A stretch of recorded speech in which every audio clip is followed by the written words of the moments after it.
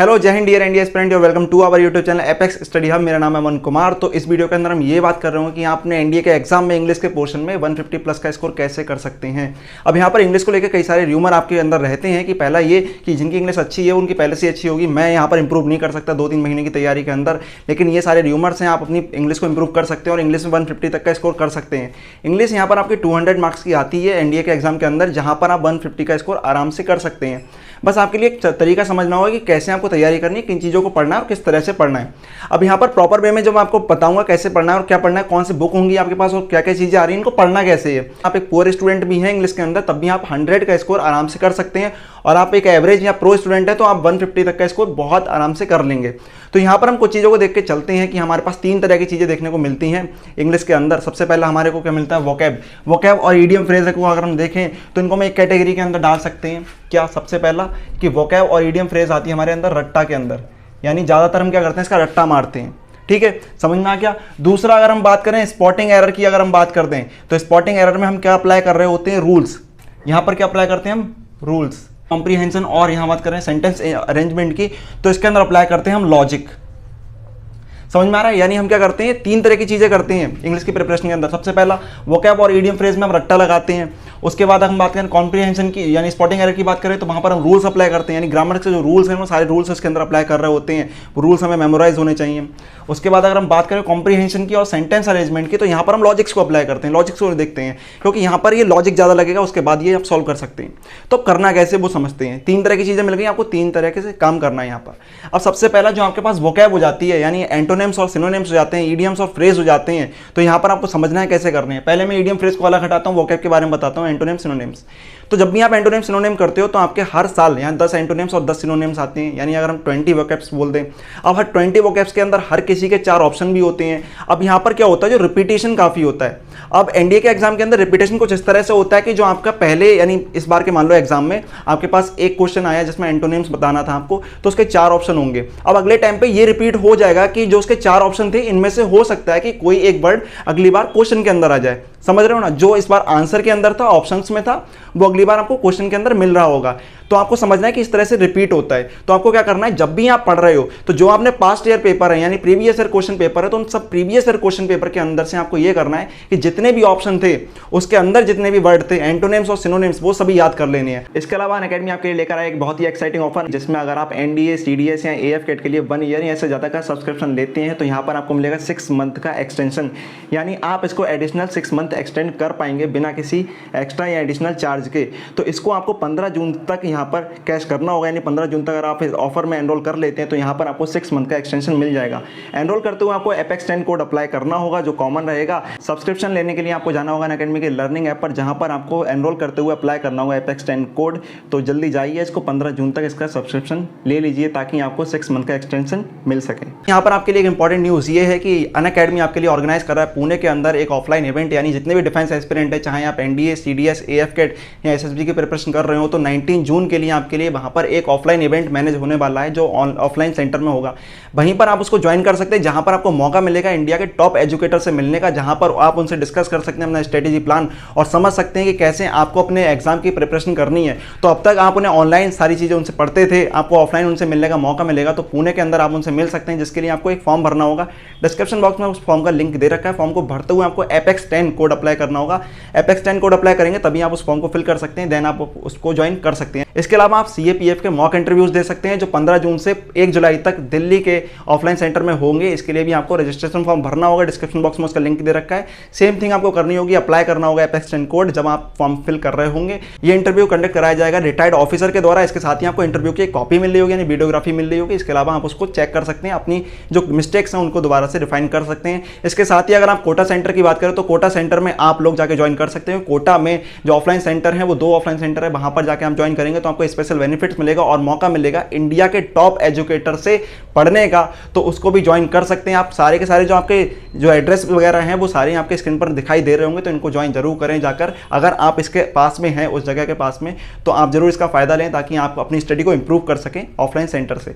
तो यहाँ पर हर पेपर में आपके लिए यहाँ पर 20 क्वेश्चन मिलते हैं और 20 क्वेश्चन के अंदर आपको हर किसी के अंदर 4 ऑप्शन मिल रहे हैं। इस तरह से आपके हो जाते हैं टोटल 80 यहाँ पर वोकैब यानी एंटोनिम्स और सिनोनिम्स मिलाकर।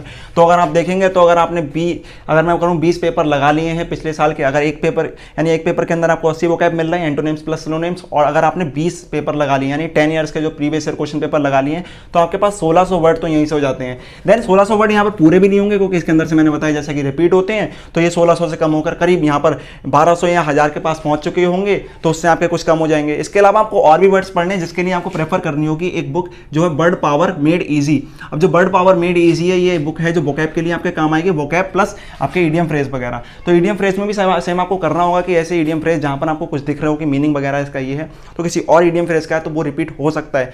तो यहाँ पर ईडियम फ्रेज और वोकैब को पढ़ने का तरीका आपको समझ में आ गया। इसके अलावा मैं यहाँ पर कुछ टिप्स देता हूँ जो आप अप्लाई करना। कुछ ऐसी ऐप हैं जो आपके लिए वर्ड वगैरह बताती रहती हैं जो आपको होम स्क्रीन पर आ जाती है मोबाइल फ़ोन की, तो उन ऐप को डाउनलोड कर लो ताकि आपको चलते फिरते भी कुछ वर्ड मिलते रहे। तो इसके अलावा आप अगर न्यूज़पेपर पढ़ रहे हो तो इंग्लिश न्यूज़पेपर को प्रेफर करो। इसके अलावा अगर आप कोई एक बुक वगैरह पढ़ते हो तो उस बुक को इंग्लिश में पढ़ने की आदत डालो जिससे आपको एक नए नए वर्ड मिलते रहे। तो ये सारी चीज़ें ऐसी हैं जो आपके पास टिप्स का काम करेंगी जिससे आपको फ़ायदा मिलेगा। तो इससे आपको क्या होगा ना, अपने आप से यहाँ पर कुछ वोकैब याद होती चली जाएंगी। तो वोकैब के लिए आपको क्या करना है, रट्टा तो मारना है, लेकिन रट्टा को भी कैसे मारना है, लॉजिकली। ठीक है, तो वो समझ में आ गया कि कैसे हमको वोकैब पढ़नी है। अब बात आती है स्पॉटिंग एरर्स की। तो स्पॉटिंग एरर पर हम चलेंगे, उससे पहले हम बात करते हैं कॉम्प्रीहेंशन और सेंटेंस अरेंजमेंट की। तो देखो कॉम्प्रीहेंशन प्योरली लॉजिक बेस्ड है और सेंटेंस जो अरेंजमेंट होता है यहाँ पर भी लॉजिक लगता है। तो यार देखो इनमें क्या करना है, सबसे पहले जब आप इसको अप्लाई करना शुरू करोगे तो लॉजिक्स लगाना शुरू कर दोगे कि हाँ भाई कौन सा सेंटेंस मेरे को इसमें से आंसर कौन सा हो सकता है कौन सा नहीं हो सकता है। और भाई अगर सेंटेंस अरेंजमेंट की बात करो, अच्छा अरेंजमेंट आपको ध्यान ना रहो तो याद रखना ना, वो PQRS टाइप जो क्वेश्चन आते हैं उस तरीके से। तो PQRS वाले जो क्वेश्चन होते हैं उसको आपको ऐसे ही मैनेज करना है क्या कि लॉजिक लगाकर हाँ कि हाँ इसका मीनिंग बनना है नहीं बनना है। तो अगर मीनिंग बनना है उस सेंटेंस का पूरे यानी जो पैरा बनना है उस सेंटेंस से मिलाकर, तो अगर मीनिंग बनना है तो उसको बनाओ, अदरवाइज मत बनाओ। तो वहाँ पर आपको क्या करना है, लॉजिक लगाने है, बस प्योर लॉजिक लगाने और कुछ नहीं करना है। इसके अलावा एक चीज़ और आती है जो मैंने इसमें नोट नहीं की है, वो आपकी आती है फिलअप्स। अब जो फिलअप्स आपके आते हैं तो वहाँ पर क्या करना होता है आपके लिए, या तो यहाँ पर आपको कोई वर्ड वगैरह फिल करना हो जो आपकी वर्ब भी हो सकती है, अगर आपके यहाँ पर प्रीपोजिशन या कंजक्शन वगैरह भी हो सकती है, तो उसको फिल करने के लिए भी यहाँ पर आपको रूल्स पता होने चाहिए। तो इसके अंदर इंक्लूड कर लेते हैं कि हम रूल्स वाला पोर्शन हो जाएगा। ठीक है, तो स्पॉटिंग एरर्स में भी आपको रूल्स चाहिए। अब स्पॉटिंग एरर में जब आप रूल पढ़ रहे होंगे तो आपको क्या करना है कि रूल जब आप करते हैं तो रूल करने के साथ आपको कम से कम 4 से 5 तो एग्जाम्पल लगा लो एक रूल के। अब कम से कम भी लगा रहे हो तो 3 से कम मत लगाना, यानी किसी एक रूल को कर रहा तो उस एक रूल को करते हुए आपको उसके कम से कम 3 एग्जाम्पल अप्लाई करने हैं ताकि वो रूल आपके लिए मेमोराइज हो जाए। समझ रहे हो ना। अब यहाँ पर आप कई बार कहेंगे कि नहीं यार मेरे रूल याद नहीं होते हैं, मुझसे रूल नहीं होंगे, क्योंकि यार इंग्लिश तो जिसकी बढ़िया होती है ना उसी की बढ़िया रहती है, बाकी 2-3 महीने की तैयारी में नहीं कर सकते। तो सबसे पहले समझो, अगर आप पुअर स्टूडेंट भी है ना तो ये वाला तो पोर्शन कर लोगे, वोकैब और इडियम फ्रेज वाला, लॉजिक के साथ ये कर लोगे। अब यार देखो बताओ, अगर आप आदत डाल लो ना पढ़ने की, लॉजिक्स वगैरह लगा रहे हो तो थोड़े थोड़े लॉजिक यहाँ भी लगने शुरू हो जाते हैं रूल्स के अंदर। रूल्स ना बार बार मेमोराइज होते रहेंगे, पढ़ते रहोगे मेमोराइज होते रहेंगे, तो आपके लिए एक टाइम ऐसा मिलेगा कि आपको पता चल जाए किस टाइप के क्वेश्चन रिपीट हो रहे हैं। तो आपको क्या करना है, रूल जब लगा रहे हो तो इसके साथ आपको करना है PYQs। अब PYQs करोगे तो आपको पता चलेगा कौन से रूल ज्यादा रिपीट होते हैं। अगर आपको यह समझ में आ गया कि किस तरह का रूल रिपीट हो रहा है तो आप क्या करो, आपको सब याद नहीं हो रहे हैं तो उन रूल को फोकस कर लो जो रिपीट हो रहे हैं। समझ में आ रहा है, यानी सारे रूल नहीं पता चल रहे हैं तो उन पर फोकस करो जो सिर्फ आपके रिपीट हो रहे हैं। वो कहां से पता चलेगा आपको, प्रीवियस ईयर क्वेश्चन पेपर से, क्योंकि बार बार रूल्स भी रिपीट होते हैं कि यार देखो रूल्स तो कुछ ज्यादा है नहीं, तो आपको नाउन प्रोनाउन एडजेक्टिव एडवर्ब वगैरह के जो रूल्स हैं वो बार बार रिपीट भी हो रहे होते हैं। तो अगर आपने रिपीटेड रूल्स को आपने कर लिया तब भी आप अच्छा खासा स्कोर कर लेंगे, क्योंकि ऐसा नहीं है कि हर बार आपको कोई नया रूल मिला। देखो रूल तो वो सिंपल है, बस आपको अप्लाई करना है। जितने ज्यादा आप क्वेश्चन अप्लाई कर दोगे उतना करोगे। सेम आपको क्या करना है, यहाँ पर भी 10 ईयर के आपको प्रीवियस ईयर क्वेश्चन पेपर लगा लेनी है। अब ये 10 ईयर के जो प्रीवियस ईयर क्वेश्चन पेपर है सभी मैंने आपको एक वीडियो बनाई है, उसके अंदर आपको मिल जाएंगे, तो उसमें जाके डाउनलोड कर लो, आपको कहीं और जाने की जरूरत नहीं पड़ेगी। तो वो सारे एक जगह पर मिल रहे हैं, वीडियो का डिस्क्रिप्शन में लिंक मिल रहा होगा, आप उससे जाके डाउनलोड कर सकते हैं। तो अगर आपने ये कर लिया ना तो आप बड़े आराम से कर लोगे। तो समझ में आ गया कि इसको कैसे करना है, कि हमें वही क्वेश्चन पढ़ लेने जो रिपीट हो रहे हैं या वही जो वर्ड आ गए थे ना पहले उनको पढ़ लोगे तो इतने सारे हो जाएंगे। इसके अलावा वर्ड पावर मेड इजी से कर लोगे। अब जो स्पॉटिंग एरर के रूल है वो आपको कहाँ करनी है, जो दूसरी बुक मैंने बताई है रैन एंड मार्टिन से आप कंप्लीट कर लोगे। रैन एंड मार्टिन के अलावा आपके पास दूसरी भी बुक हो सकती है, तो आप उसको प्रेफर कर सकते हैं जहां पर रूल्स आपको दिए हों। देन आपको जाना क्या है कि इंटरनेट पे जाना है और उस रूल से रिलेटेड एग्जांपल्स को सर्च कर लेना है। देन आपको स्पॉटिंग एरर के कई सारे एग्जांपल मिल जाएंगे, तो उन एग्जांपल को आपको अप्लाई करना है। देन उसको चेक करना है कि हाँ ये ठीक आ रहा है नहीं आ रहा है। अब रिपीटेड रूल्स को देखने के लिए आपको previous year question paper apply करने हैं, जहां पर आपको पता चल जाएगा किस टाइप के रूल्स रिपीट हो रहे हैं, तो आप आराम से कर लेंगे। इसके अलावा अगर कॉम्प्रिहेंशन और सेंटेंस अरेंजमेंट की बात करें तो वहां पर प्योरली आपका लॉजिक लग रहा है, तो वहां पर इतना ज्यादा टेंशन लेने की बात नहीं है।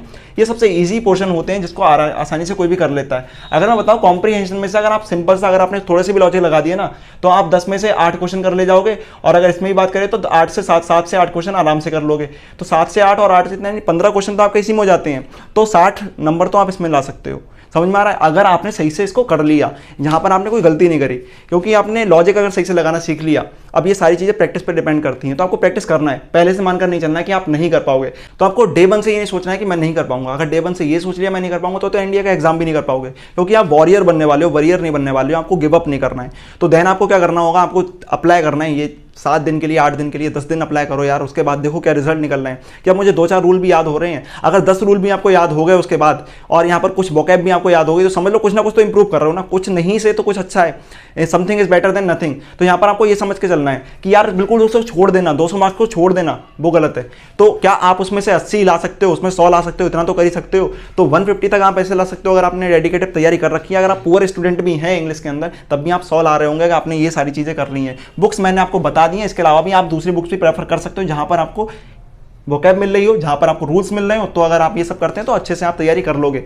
लेकिन आपको साथ में कंसिस्टेंसी रखनी है, अच्छे खासे सॉल्व करने हैं क्वेश्चन। आपको हर किसी के अंदर रूल्स भी सॉल्व करने हैं, रूल्स के साथ आपको एग्जांपल्स लगाने हैं। प्रीवियस ईयर क्वेश्चन पेपर आपको 10 साल के मैं दे रहा हूं, वहां से आप सॉल्व कर लीजिए, तो आसानी से आप 150 प्लस का स्कोर कर पाएंगे। मिलते हैं अगली वीडियो में, तब तक के लिए यहाँ पर जुड़े रहें। इसके अलावा अनअकैडमी पर अगर आप इस वीडियो को अभी देख रहे हैं और अगर 15 जून तक आप देख रहे हैं, तो यहाँ पर आपको 6 मंथ का एक्सटेंशन मिल रहा है, 1 साल या उससे ज़्यादा के कोर्स को लेने पर। तो इसको अभी कैसे कर सकते हैं, और जाने के लिए आपको क्या करना होगा, एपेक्स 10 कोड अप्लाई करना होगा। इसको सब्सक्राइब करने के लिए अगर आप 1 साल या उससे ज़्यादा का सब्सक्रिप्शन लेते हैं, तो यहाँ पर 6 मंथ का एक्सटेंशन यानी 6 मंथ आपके और ऐड हो जाएंगे।